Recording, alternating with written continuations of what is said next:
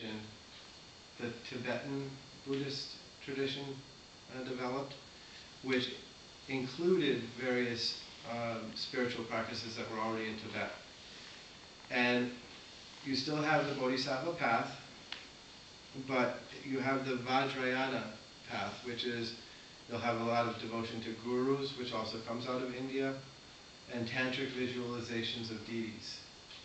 And so you'll have, some people will spend decades trying to find their guru to which they devote themselves. And you can study under a teacher for decades before you select your guru.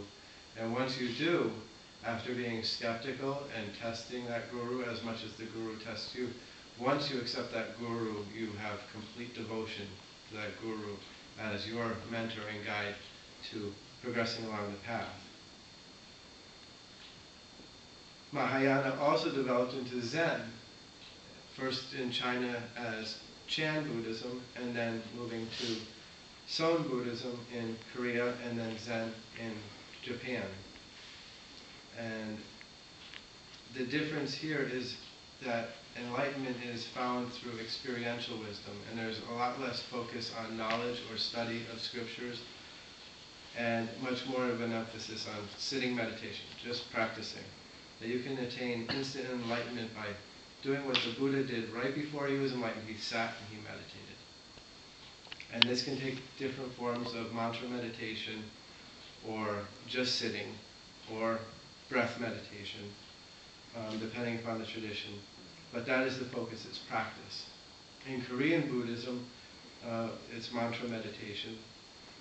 And interestingly, in Korean Buddhism, when Buddhism arrived in Korea, it kind of absorbed and integrated the animist spiritual traditions that were already there. And so there are devotions to a mountain god and other spiritual beings who existed before Buddhism even arrived there. And even here we have a mountain god devotion. A temple was set up, or a special room was set up for that practice. And that differs from Japanese Zen, where a lot of that is removed, and it's all about practice. Just sit down and shut up. Going to Western Buddhism, it has become a bit more agnostic and even atheistic, where many people try to focus on just the core teachings of what the Buddha taught.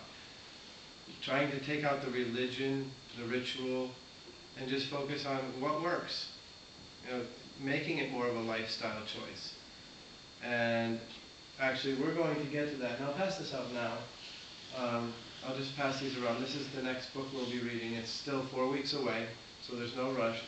But everybody can take that just so you have time to order the next book.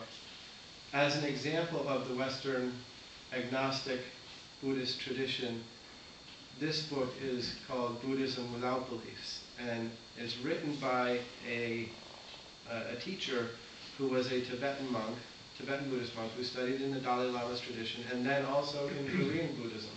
He became ordained as a monk in the Korean Buddhist tradition. And then he left that. And he became what he ended up describing in this book, an agnostic Buddhist. And agnostics are often described simplistically as people who don't know what to believe, but are trying to make a good effort at looking. And so what he does is he says, okay, there's a lot of wisdom here, let's go through it and find out what works, without getting into all the ritual and religion.